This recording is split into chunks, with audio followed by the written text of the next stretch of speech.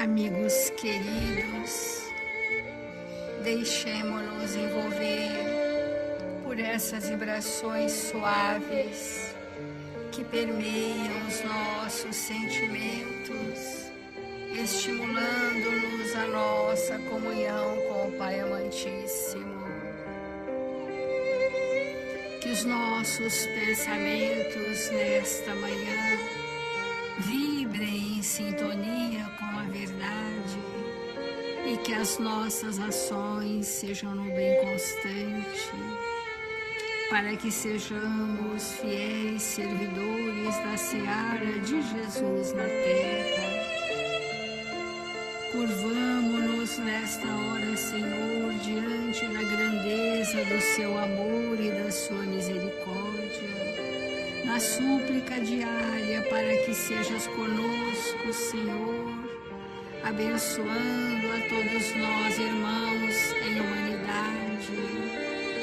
Onde quer que haja dor, a desesperança, possam haver corações amigos trabalhando e servindo em seu nome. Nós outros, Senhor, pequeninos que nos reconhecemos ser, clamamos misericórdia, Mestre amado, para que possamos, na tutela do seu amor, seguirmos confiantes. Assim, iniciamos as reflexões sobre o Evangelho desta manhã. Obrigada, Senhor, obrigada, amigos, e que assim seja.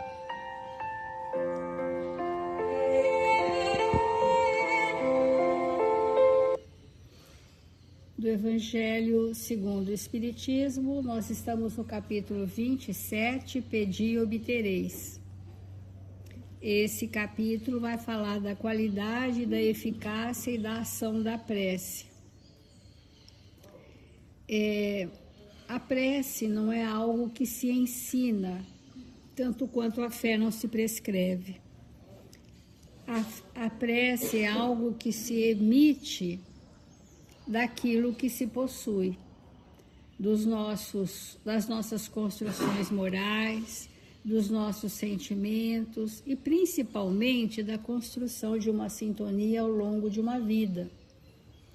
A sintonia da prece não se estabelece naquele exato momento tão somente, ela é um padrão de sintonia que cada qual de nós tem o seu. É com esse padrão de sintonia que nos é característico que nós transfundimos as nossas energias, os nossos sentimentos para outros, né? Então, a prece sempre perpassa por aquilo que somos, aquilo que sentimos, como agimos, né? Ela não é um ato isolado do que sou. E a nossa frequência vibratória, a nossa sintonia, ela aumenta na hora da prece mais um pouco, né? O que vale é o padrão de todo dia de cada um de nós. Por isso que nós estamos nesse item da qualidade da prece. E ontem, iniciando o capítulo, só relembrando hoje, que Jesus, na doutrina espírita, veio tirar de nós todos os rituais externos, os padrões ritualísticos que, de alguma forma, dificultam a livre manifestação do sentimento. Por quê? Porque ficamos presos à forma.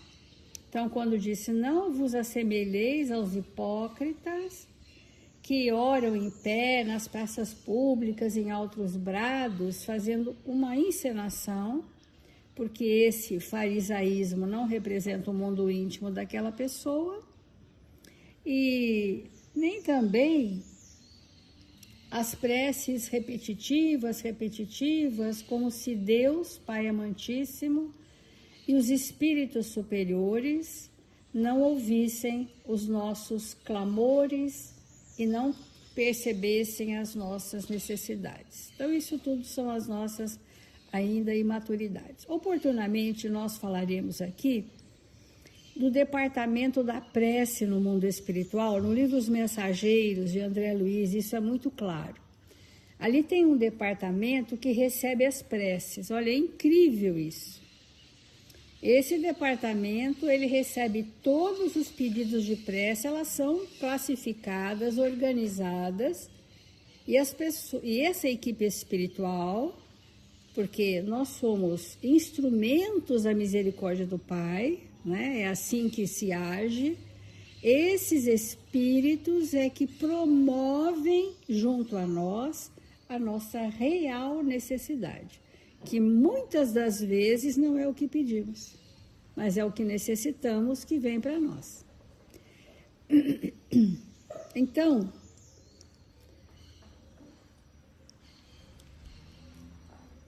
quando vos apresentardes para orar,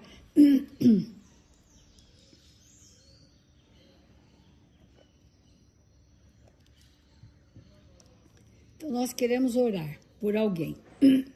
Se tiverdes alguma coisa contra outro alguém, isso já é uma inibição para a prece. Se eu vou orar para a pessoa A, mas eu estou com mágoa e raiva da pessoa B, eu estou contaminada pela raiva que eu tenho da pessoa B. E a pessoa A não será beneficiada por mim, porque eu estou contaminada. E o canal é o mesmo. É muito interessante a gente entender isso. Quando vos apresentardes para orar, se tiver alguma coisa contra alguém, perdoai-lhe, a fim de que vosso Pai que está nos céus perdoe também os vossos pecados. Então, aqui sugere que, por isso que ontem a Ana falou, é difícil a prece, porque requer sentimentos, e a gente acrescentaria sentimentos limpos, né? Quanto mais limpos os sentimentos, mais alcance terá essa prece.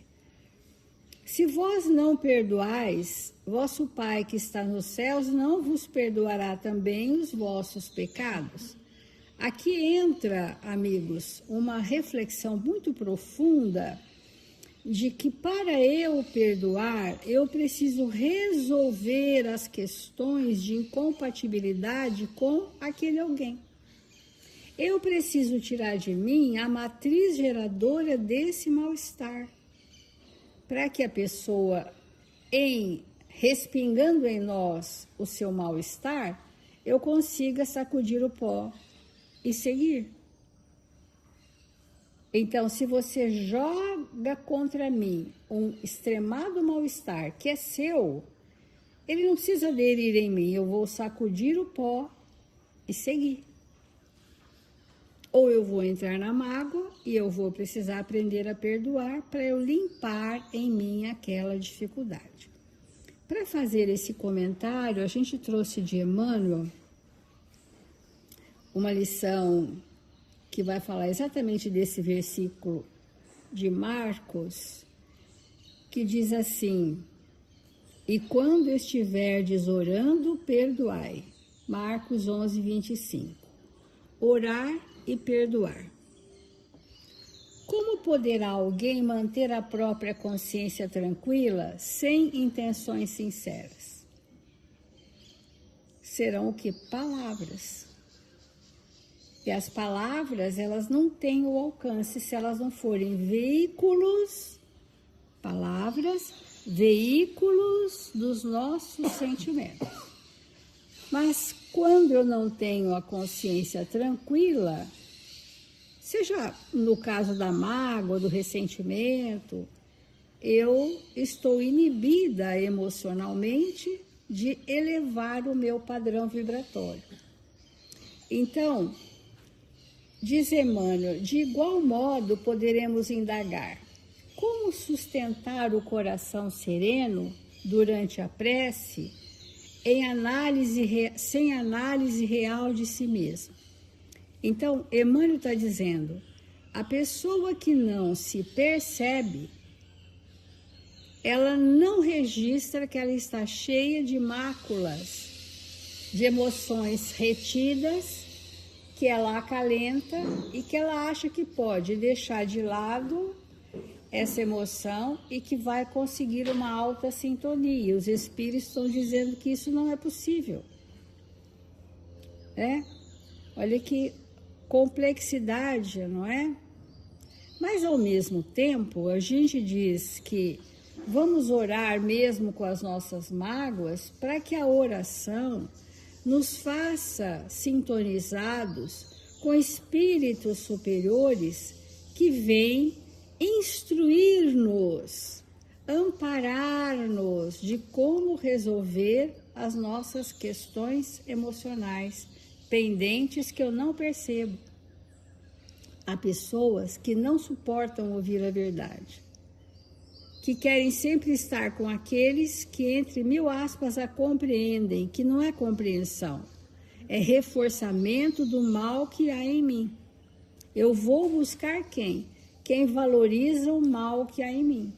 Mas eu não quero que alguém desperte a minha consciência e me faça ver que eu preciso resolver essas questões para eu ter sentimentos limpos e um alcance de sintonia maior. E essa sintonia não é só na hora que oramos, é como vivemos. A sintonia é um padrão. Quando oramos, melhora um pouco.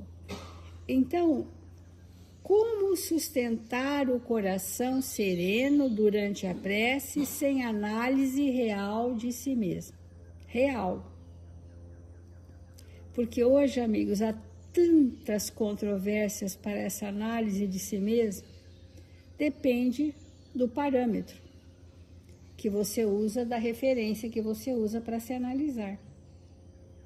Então, Emmanuel diz, a oração para surtir resultados essenciais de conforto exige enfrentemos a consciência onde as leis de Deus se manifestam em nós em todas as circunstâncias.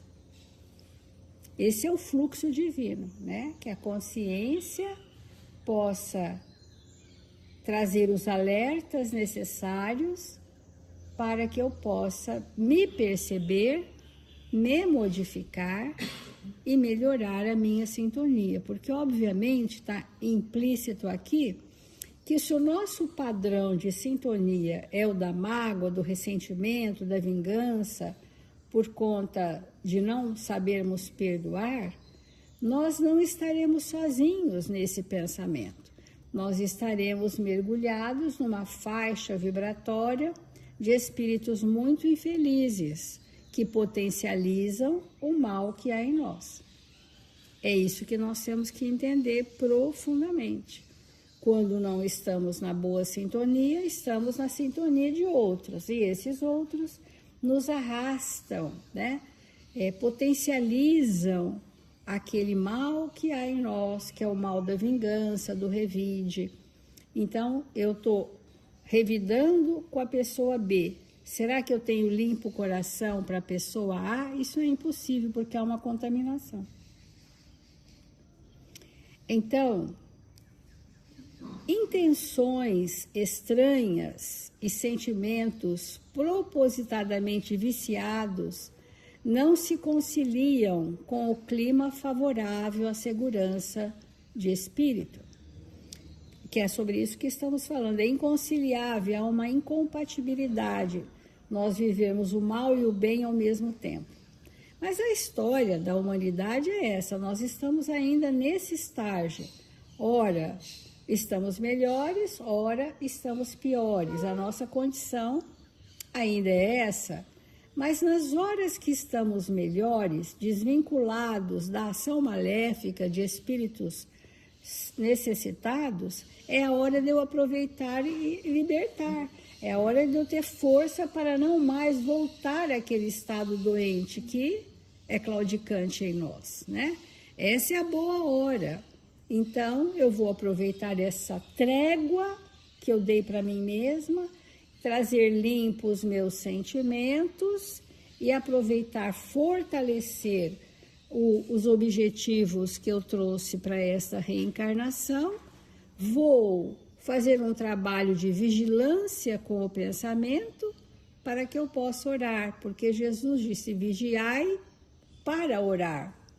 Ele não disse orai e vigiai, ele disse vigiai primeiro. Muda a sintonia primeiro para orar então. Então, A coexistência do mal e do bem no íntimo do ser impossibilita o estabelecimento da paz, porque óbvio que é o estágio de conflito. O bem e o mal, forças antagônicas que teimam em permanecer em nós. Esse conflito existencial ele é necessário, é uma fase que todos temos que passar. Esse conflito existencial é a luta do homem novo para abandonar o homem velho. É uma luta das mais árduas. Às vezes nós passamos uma encarnação para resolver um conflito existencial, que obviamente está numa injunção, tem, né, uma rede de relacionamentos. A pessoa, o espírito passa uma encarnação tentando vencer um conflito existencial, ou seja, o homem novo, ou seja, meus novos sentimentos, meus novos valores precisam tomar vulto para que o mal que existe em mim seja totalmente erradicado, extirpado, dissolvido. Essa é a grande questão. Sentimentos odiosos e vingativos impedem a floração da espiritualidade superior, da sintonia. E a oração exterioriza a nossa emoção verdadeira. Mesmo que as palavras, nós podemos decorar um poema da Maria Dolores, né? Um poema desses grandes espíritos, do Parnaso de Além-Túmulo, e proferirmos e fazermos todo mundo chorar, e nada aconteceu comigo nem com ninguém. Só um teatro. Podemos contratar um ator que ele fará uma fala maravilhosa, que vai nos encantar, nós vamos aplaudir, nós vamos chorar e vamos rir. E nada aconteceu espiritualmente ali. Porque a ausência do verdadeiro sentimento. E aquele humilde que diz assim, Senhor, socorre-me nesta hora, e é tudo. Ele conecta imediatamente com os espíritos superiores, pela humildade, pelos sentimentos, e é um instrumento divino a favor de todos nós. Então vamos refletir. Irmãos, compreender que emoções não são sentimentos é de alta relevância para nós. É óbvio que a cultura, a arte, nos sensibiliza, nos torna espíritos mais preparados para viver o bem. Mas a emoção por si, ela não evangeliza, ela não clareia o nosso pensamento, mesmo que seja uma emoção feliz. Porque o que nos modifica, o que nos liga a Deus, nosso Pai, não são emoções, são sentimentos. E é por isso que a prece, é por isso que orar, pedir a Deus alguma coisa, não depende das emoções, depende dos sentimentos. E, portanto, esse item do Evangelho, quando Jesus esclarece que aquelas pessoas que são facilmente magoadas, que são facilmente melindradas, que tudo tem que ter cuidado. Se a gente não for com cuidado, a gente se despedaça, porque o outro vocifera contra a gente. As pessoas muito suscetíveis à opinião dos outros, aquelas pessoas que sempre se põem em primeiro lugar, elas sempre acham que são com elas. Às vezes nós estamos conversando e chega alguém e aquela pessoa interpreta, e a gente para o assunto porque era um assunto íntimo, porque era algo que não deveria de maneira nenhuma sair daquele ambiente, e a outra pessoa chega, a gente para o assunto, a pessoa interpreta, estavam falando de mim. Por quê? Porque a criatura se põe como o centro do universo. Tudo ela pensa que gira ao redor dela. Então ela diz, porque não gostam de mim? Por causa, é sempre mim, é sempre eu. Então esses espíritos, eles verdadeiramente têm dificuldade de orar. Por quê? Porque a oração, ela depende do sentimento.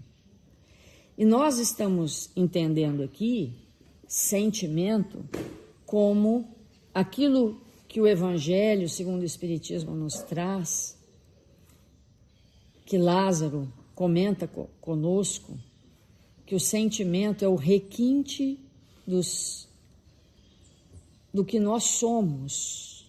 O amor é o requinte do sentimento.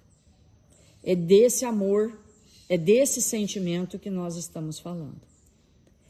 E quando nós temos raiva de alguém, quando nós trazemos no coração uma mágoa, e para nos mantermos magoados 1 mês, 2 meses, 5 meses, 1 ano, 30 anos, 50 anos, para que a mágoa esteja em nosso coração como um vinagre, curtindo ali o que nós estruturamos como um mal-estar, e nós não deixamos esgotar, esse ato do pensamento, a mente que age dessa maneira, ela tem uma densidade vibratória. Estando muito densa, ela não sobe, ela não se abre para que Deus, nosso Pai, que não está lá em algum lugar, mas está em nós, ela não se abre, aquele ser não se abre para a manifestação de Deus que está em si. Daí a importância de nós entendermos que se eu trago no meu coração uma mágoa, não serei eu a melhor pessoa a orar. Com certeza.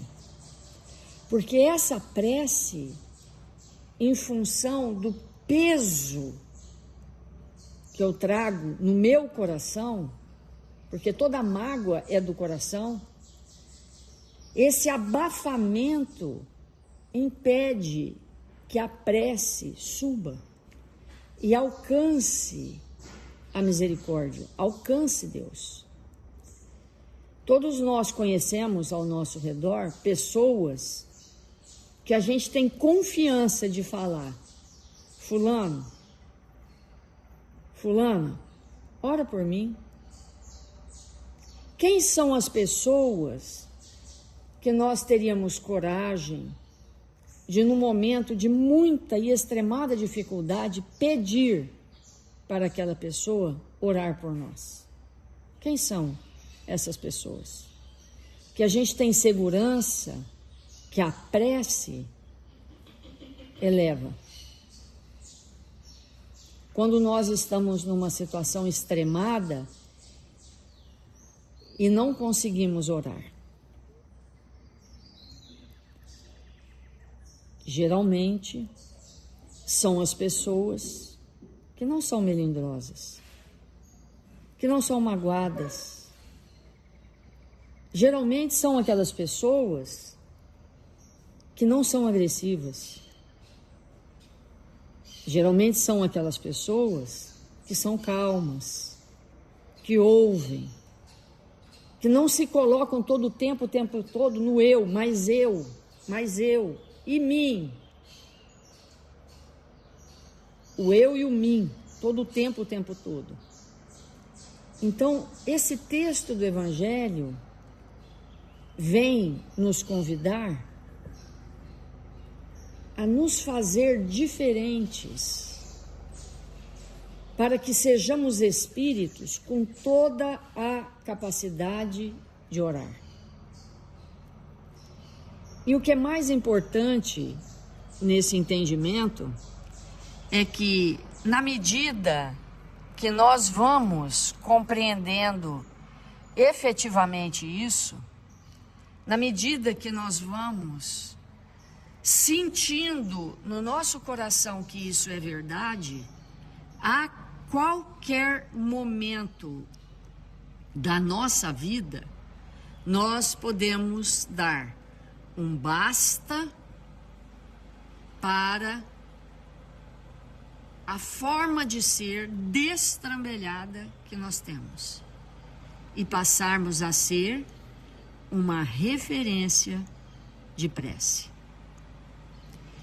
E nós vamos ver isso no Evangelho. Nós vamos ver isso em Paulo, um espírito que torturava e que matava, em pouco tempo, sendo aquele que amparava, que socorria, que orava, porque um dia disse para si: basta, agora é o Cristo que vive em mim. Então, irmãos, nós estamos adentrando nesse item da prece, dessa conexão ininterrupta com Deus nosso Pai. Há espíritos que vigiam de tal maneira o seu pensamento que já aprenderam aquela lição de Jesus de vigiar o pensamento, que vivem 25 horas por dia conectados com Deus. Por quê? Não se magoam, não se melindram, não guardam o vinagre do azedume no coração, não são mais aquelas pessoas que maltratam os outros, conscientemente ou inconscientemente, abandonaram esses hábitos perniciosos do pensamento. E são essas criaturas que nós temos que nos transformar. Nessas criaturas, em espíritos vigilantes no pensamento 25 horas por dia. Porque aí estaremos preparados para a prece, porque a cada milésimo de segundo isso vai ser necessário na nossa vida. Vamos fazer a nossa oração.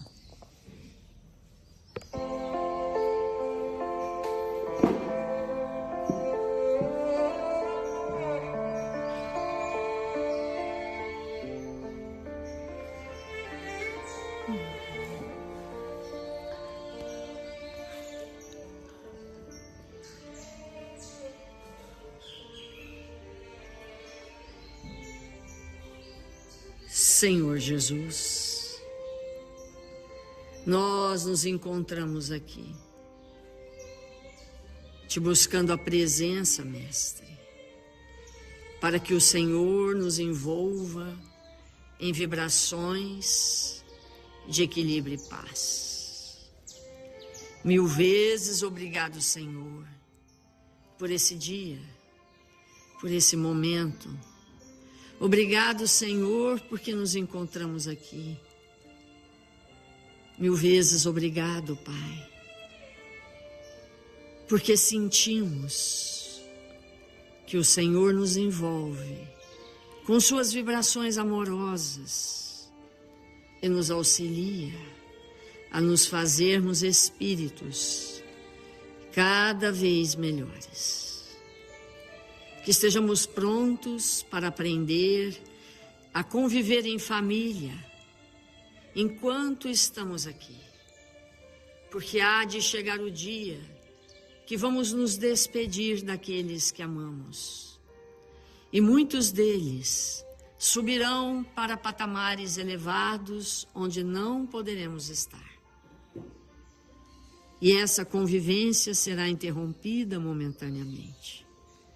Que tenhamos a coragem, Senhor, de nos fazermos espíritos melhores a cada dia, a fim de que não nos separemos daqueles que amamos. Nós te agradecemos por tudo que a vida nos tem ofertado, que possamos estar uns pelos outros, como o Senhor nos ensinou. Que tenhamos a coragem de nos fazer espíritos amorosos, amando a todos como o Senhor nos amou, compreendendo, amparando e socorrendo. 1000 vezes obrigado, Senhor, por esse dia em nossas vidas. Sê conosco, agora e sempre. Que assim seja. Graças a Deus.